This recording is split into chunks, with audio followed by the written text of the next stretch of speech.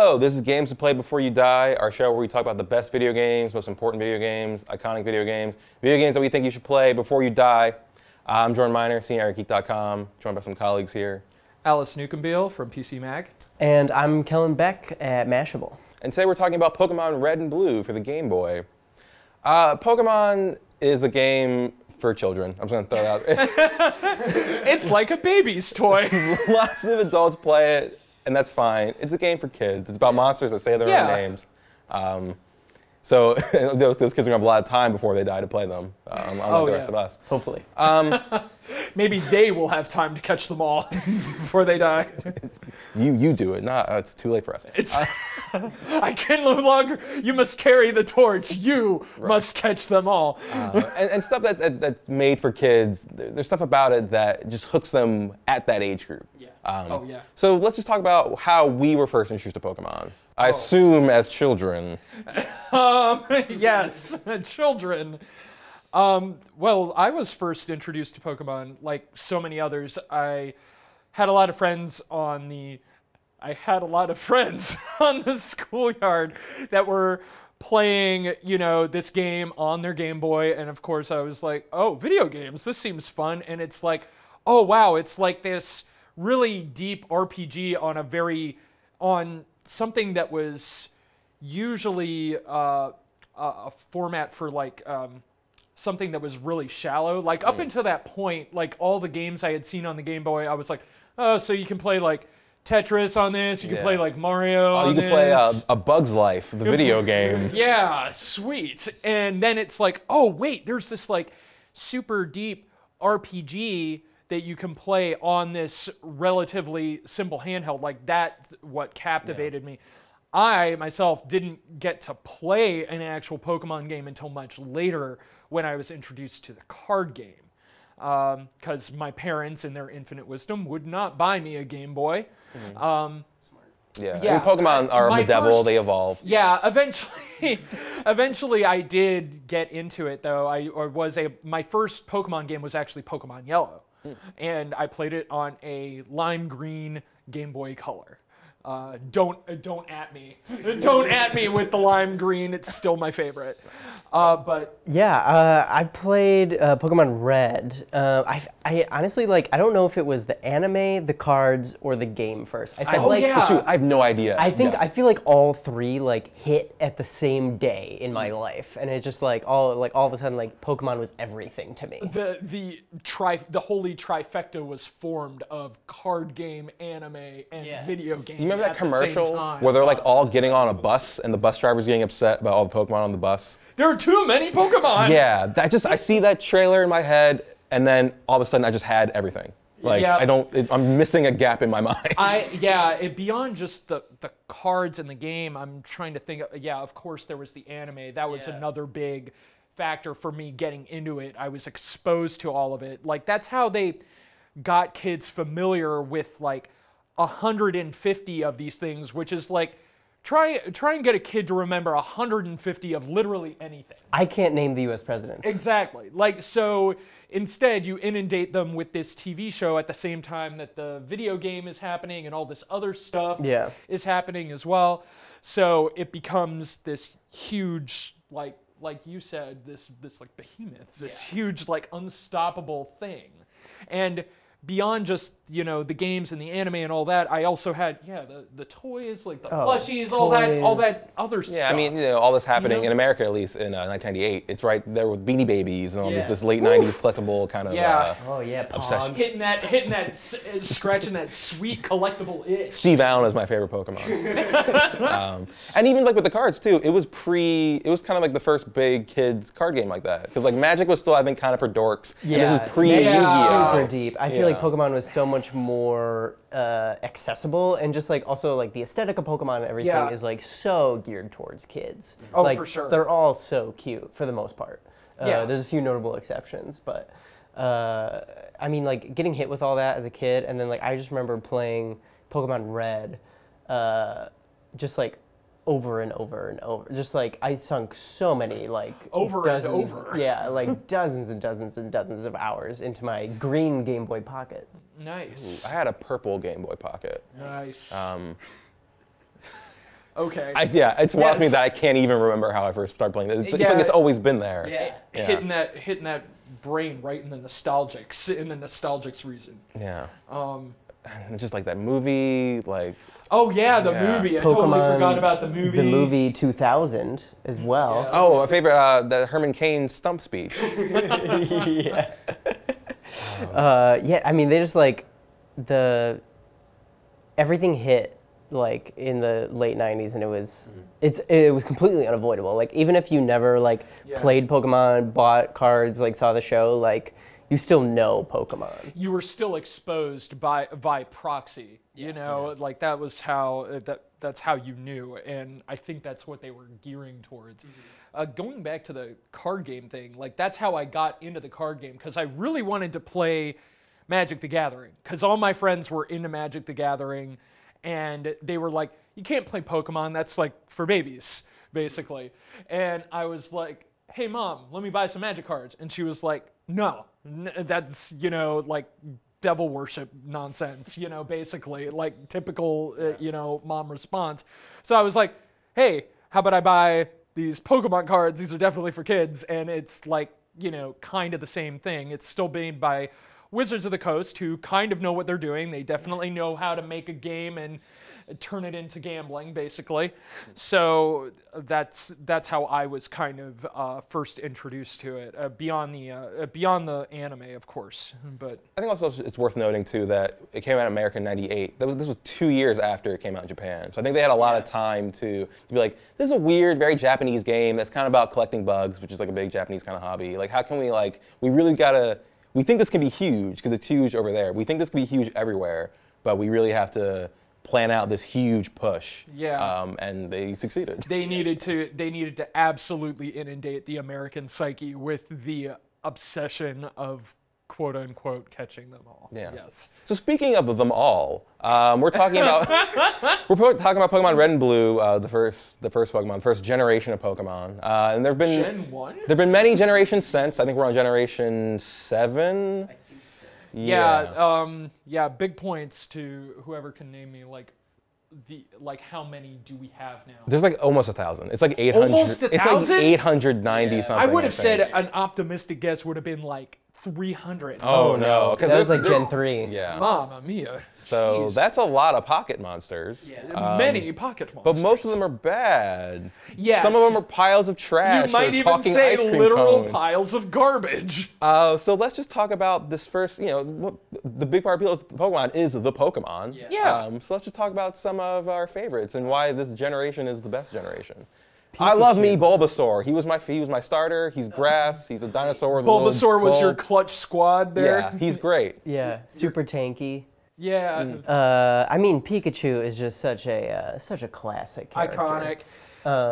And like, I think that like paired with the anime and like how much, I feel like the way I connected to the Pokemon was like via the anime, because like they were so emotive, and whereas like the video games, they don't look great. The visuals are not. You gotta fill in your own imagination. Yeah. So like kind of like taking like what I saw on the show and transposing that onto like what I was playing. That's how I got it. Was just like, oh, okay, yeah, the anime is really filling out these characters a lot more, like what, Ash or Red or Gary or what Jesse and James would look like all the Pokemon. Because the color palette is limited, and the amount of pixels are limited even further.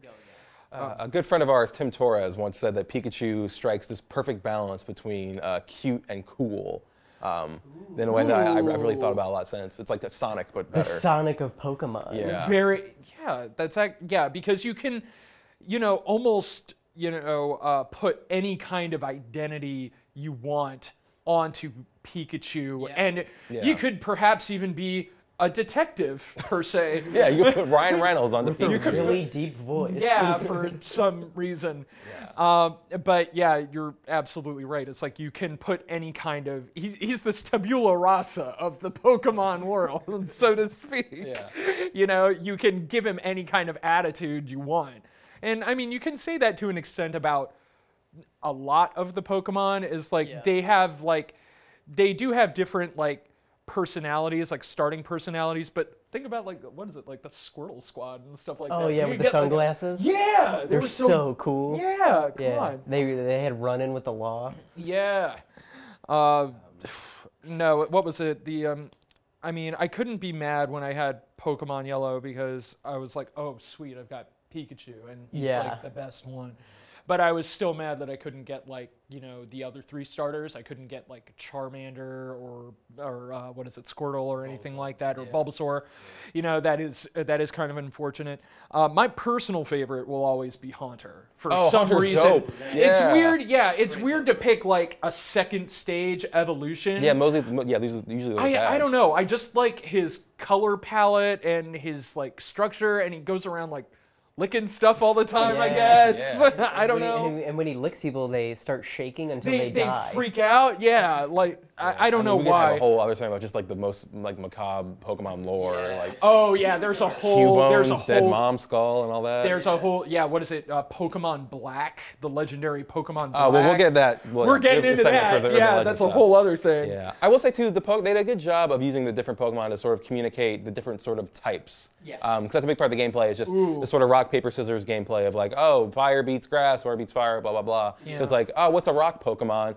Geodude. It's a rock. Literally with just a rock. Yeah, like what's poison? Like, oh, it's this snake spelled backwards. Yeah, I mean that is good. Yeah, they used, you know, color palette and also the existing ideas about like, you know, the animal kingdom, you it's a know, good use of, to like, iconography. translate that into the game. It's like, you know, it's a snake. Snakes are poisonous, you know, so that's and also if it's purple, it's generally going to be like, you know, a poison type, right? Or just like green is going to be like bug type or whatever. Yeah, it's very readable, I would say. Yeah, definitely. Yeah. But it doesn't go so far off the rails into the realm of like the Gen 7 Pokemon where this Pokemon is literally just a knife.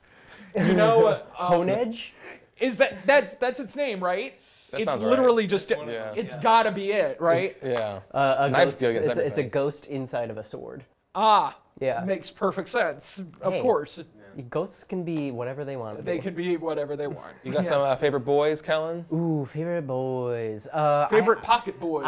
My starter was always, I don't know if it's just because I played Pokemon Red, but my starter was always Charmander. Okay. Okay. I loved... Typical, but okay. It turns to a dragon. Dragons are dope.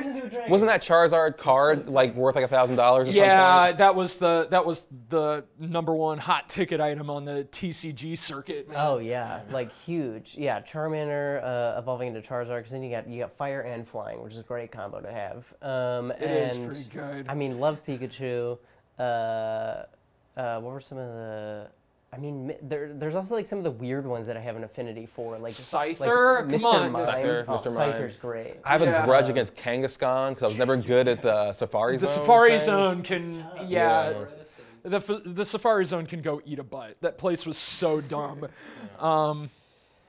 Yeah, I mean, those are the big ones. I feel like Lapras, just anyone that's like really big. Onyx. I was into any really big Pokemon. How about what about the 3 legendaries? Oh yeah, those elemental birds. Those elemental Articuno, Zapdos, and Moltres. Yeah. I don't think I ever caught those. Favorite 3. In my first run. I don't think I ever got to those. Oh golly, yeah. Those were really tough. They definitely purposefully made those very difficult to catch, and I think it was like kind of a one and done sort of thing. Like if you messed it up, you were out of luck. Yeah. You were out of luck. If you thought that toss in the menu meant to toss the ball as opposed to throw it away forever. Jordan, what are you trying to say? You may have lost the Master Ball, the one thing that can catch a Pokemon without guarantees. Did you maybe waste your Master Ball trying to move that Snorlax in the middle of the road, Jordan? I did. And I think that brings us, I think it's a good bridge to our next segment, talking about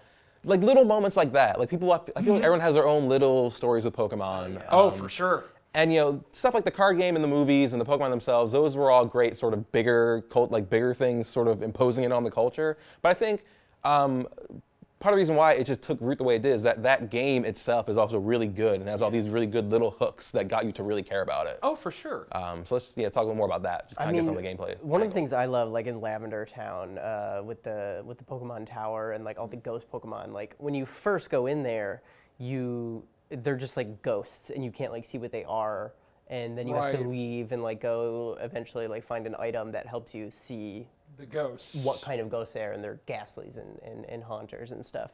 It goes like a quest. Like, It's like there's like the regular progression of like, okay, you go to this town, you do this gym, you go to the next town, you do that gym, but like there's also these interweaving like little stories that keep popping up. Yeah, what is it? There's like the bridge leading up to Bill's house, and it's like Bill. you learn, the Golden Road, where you get that sweet nug at the end. Sweet nug. Yeah, you go to that mall in Celadon City. It's just a huge mall. There's like 5 floors. You take a ship. You go to Bill. You save him. He gets like he gives you this sweet ticket on a cruise ship, and you're battling all these water types on this ship. It's very like logical sort of like progression. Like there is a story in there, although in Red and Blue it's a little more obscured. It's a little more abstract.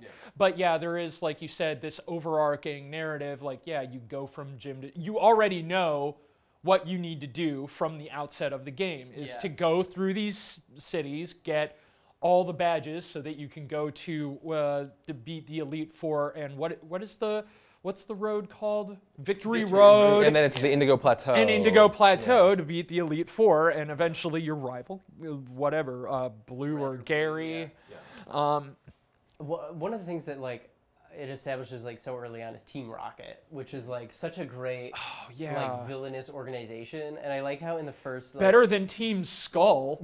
Giovanni is still dope. Giovanni is but like their mission is like in the first games, like their mission is just to do evil. Like they never like say anything. They want to do evil, and they need Pokemon to do more evil. And like that's the whole premise. And it's such a great like simple little thing that has they're never really super clear on like the whole world building aspect of it. I mean, don't dig too deep into it. That's a whole other rabbit hole. The guy's name is Giovanni. That should tell you everything you need to know about what they're up to. Does it, Jordan? Okay. I think a lot of the stuff we said too, you want to pull it all back. It's very typical classic JRPG stuff. But part of the success of Pokemon is that with this kind of like superhero animal metaphor, it got all these kids to like get on board with a very like niche and complicated gaming genre. Like they're paying attention to stats and like types and like managing a party and mana points and all this stuff. It's a very classic Japanese role-playing game, but but like wrapped up in a package that's like perfect for kids. It's very marketable to kids. Like the fact, that you have all of these, cute animals, and like we said before, they're all very easily readable, and it all kind of makes sense. Like you already know how a lot of this stuff works before you even play the game. I mean, it makes sense that a water type is going to beat a fire type is going to beat a grass, right? So you already know all that stuff, and that's what I feel made it a lot more accessible from, a kid's standpoint, because as a kid, you're not going to be playing, like Final Fantasy Tactics or something like that. As an adult, I'm not playing Final Fantasy Tactics. Same. It's like Tactics is good. Tactics is the only good one. And Crystal Chronicles. Okay. Crystal Chronicles, My Life as the King for WiiWare. Another show, perhaps. But I mean, like, just like thinking about RPGs, like before Pokemon came out, like there were a few like Final Fantasy games that came out in the West, but like, I mean, famously, so many Final Fantasy games never made it to the West. I mean, they had to bundle in Dragon Quest with Nintendo Power to get people to care about it. And like now, we get every Final Fantasy game. Like there's no line anymore. And I think like Pokemon really opened the door. Something else too I want to touch on too is just the social aspect of just the games themselves, like stuff like the trading. The battling. That was a big thing, like getting a link cable and meeting up with your buddies to do all that. Well, no, because it was like, don't you dare use the IR reader because you'll end up corrupting your save, even though that's like basically what it was for. On the Game Boy Color, there was the little IR reader, and you would have to like you know, have them touch, basically. You have to have them meet up. Make the Game Boys kiss. And now kiss. Yeah, but I remember like how trepidatious that was. Like no one would want to do that because they were like, no, there's a chance it'll corrupt my save, dude. Oh, I don't think I ever heard that. Yeah, that was a thing. That was the thing. But sometimes you would want to like do those weird glitches, like get missing no and get like 99 rare candy. Like yeah, that was a big thing. Was like waiting till the kid with like the Game Shark would show up and he would like charge you. Yeah, he would like you'd have to like pay him to use it, to borrow his Game Shark so that you could get like, you know, unlimited Master Balls or something like that. Yeah, it was my cousin. Yeah, and I think, or get the or if you had Pokemon Yellow, get the surfing Pikachu minigame. Ooh. Yeah, that was really fun actually. I think that social part of it too was just huge, and that it was kind of like, I think of it was almost like Mortal Kombat also, like as an early internet game where a lot of like rumors and weird, like you mentioned the Pokemon Black kind of urban legend, like all these weird myths and half truths. Yeah, all these there kids was always that were like super. Yeah, because all it takes is like one kid saying, no, there's like a 99% chance, or there's like a 1% chance that Magikarp, when it uses Splash, will do an instant kill, and then you'll have everybody doing that, or it's like, or you can lift up a truck. Yeah. Hey, oh, there's Mewtwo. Look at that. Yeah. And or there's like one kid that says like, oh no, if you mash B at just the right time, that'll make sure that a regular Pokeball can catch like something way out of its league. Yeah. You know, and yeah, it was always like these little rumors that got, you know, spread around in like, you know, the dark corners of recess on the playground and stuff like that. Yeah. The dark corners of recess.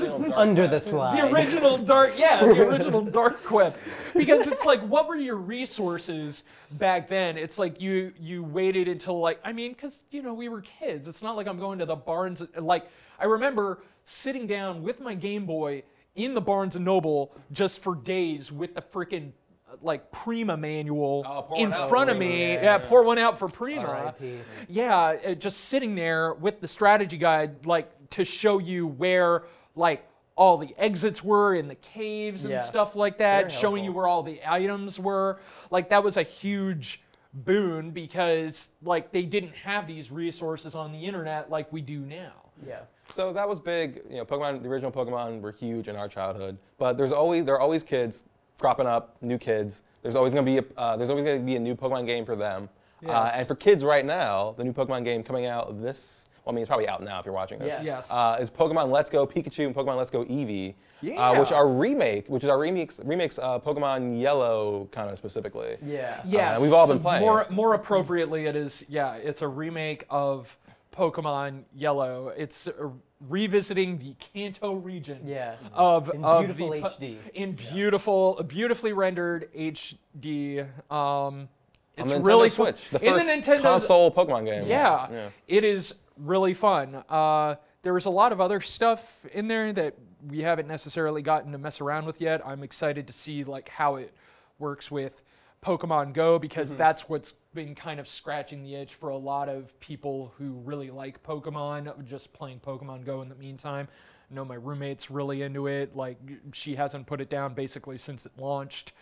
But yeah, I've been having a lot of fun with Let's Go Eevee. There's a lot of really cool like quality of life changes that they've added while still keeping the same kind of, you know, fun in it. It's still very much that game. Like if you've played Red or Blue or Yellow, it's going to be immediately recognizable to you with a handful of very specific changes, like catching Pokemon nets experience to your entire team. Anytime you battle, experience gets shared across your entire team. You can see wild Pokemon walking around. Oh my God, such a big deal. Yeah, like, we both published our reviews, Mashable-video on Geek. But yeah, I'm just curious what you said also, because I know what I said. Yeah, I mean, that part to me I love, because like there's some times when like Pokemon as a game can feel like a chore. Because it's a JRPG still. So like doing the constant, like the same battles over and over, and like the randomness of running into Pokemon, like sometimes gets like really tiring. So the ability to, you can see them now and you can either avoid them or go for them, like depending on, you know, how you're feeling in the moment. Like it's so Do you nice. need? You can see what Pokemon it is. You can see where it is, and you can decide whether or not you actually want to engage with that particular Pokemon. Onyx just sprouted up out of the grass. I want that. I'm gonna run towards Yes, it. I'm gonna capture him. Yeah. I'm gonna get him. I'm gonna ride him. Ride him. Yeah. There's also this whole. I mean, that is pretty dope. Yeah. But yeah, there's that whole other aspect where it's like, yes, catching them just nets you experience. So if you want to just get a bunch of experience without necessarily battling your Pokemon, like, you know, throwing your Pokemon against higher level Pokemon late game can be a real hassle. Like, you know, you get one battle, your entire party is dead, you got to run back. But instead, you can level them up by catching Pokemon where your Pokemon don't actually have to engage in that fight. Yeah. And also, there's like the whole thing which ties into the Go aspect of it, where you can give Pokemon back to Professor Oak for candies, which you can then use to buff up your current party. And there's the whole kind of collector's aspect, if that's what you're really into. If you're really into stats, there's something there for you too, because there's like the height and weight also varies from Pokemon to Pokemon. They can be tiny or It's huge. I love it. That was my favorite thing. I legit just laughed out loud when I saw that. It was like, it's huge! And it was. And it was. I think it's also important that stuff doesn't. It's easy to ignore all that stuff too. Like when I say, totally. Like when I say Pokemon Pokemon need to is engage with any of that. like when I say Pokemon is for kids, I'm being a jerk. But also like I think Pokemon being accessible is a big part of why it's good and why it matters. And a lot of later games, you know, maybe it makes them better games, but like I don't want to deal with IVs and EVs, all the weird breeding stuff and the stuff that makes it like more competitive and hardcore. Like it's cool that's there, but I don't want to deal with that. And I think Pokemon Go not having any of that and Pokemon Let's Go kind of pulling some of that away, I think is smart for like the mainstream appeal that's always sort of been tied to Pokemon. They definitely like kept the mechanics relatively simple. I mean, even from a red-blue standpoint, a lot of those quality of life changes are to make the game way more accessible. Like I said, like catching Pokemon is way less of a chore now, not just because of the like randomness, but because like, you know, catching them is literally just a button prompt. Or throw a little Pokeball. Throwing the Joy-Con. How do you both feel about that? Ooh. I think just as from a almost aesthetic standpoint, like throwing a Pokeball to catch a thing is more like true to the spirit. It's not as big of it's not so much of a hassle that I'm like, oh, here we go again. Like, it's literally just doing this from my couch. I think I can abide that. And if anything, it's a nice break in mechanics from just doing the trainer battles, which are the same sorts of turn-based things over and over again. The only thing that I've like found with the motion, because when you're playing it in docked mode, like you have to use the motion controls. And there are some Pokemon, like either whether they're higher level or whatever, rarer, they move around a lot. Oh yeah. I cannot like hit them. You just stay really centered. You need to, no, you do need to like kind of like you gotta like hook twist it with it. it works a lot better when you're using it in the actual like portable mode, because you could just move that sucker around and then you can change just your view. That makes a little more sense. Or just be better. I'm trying, but get really good, hard. Kellen. You gotta make the use of this head start we had on everyone else. I know, So Pokemon Red and Blue classics, their legacy everlasting, coming to theaters next year with the fantastic looking Pokemon Detective Pikachu. This new Who Framed Roger Rabbit looks really great, Voiced by Ryan Reynolds. Green Lantern himself. I am 100% on board. I'm way on board. But this is the Pokemon movie I never knew I wanted. But I definitely do. So if you were a child or an adult, I would still say the Pokemon, any Pokemon really, but Pokemon Red and Blue, just for the canon, I guess. And the games, like, they really haven't improved that much over time. Like, going back and playing the original Red and Blue, like, is still it's all there. Amazing. It's there. Yeah. So Pokemon Red and Blue are some games that you should play before you die. Kellen, Alice, thanks so much for being here. Kellen, you wanted to plug something. Oh yeah, I'd love to plug something. I just interviewed Nintendo COO Reggie Fils-Aimé, so that interview article should be live on mashable.com already. Cool, and then we should also all plug our Twitter handles. I'm at Jordan W. Miner on Twitter. I'm at Adam Babe on Twitter. And I'm at Kellen Beck. Cool. So thanks for watching. We'll be back next time with another game that you should play before you die.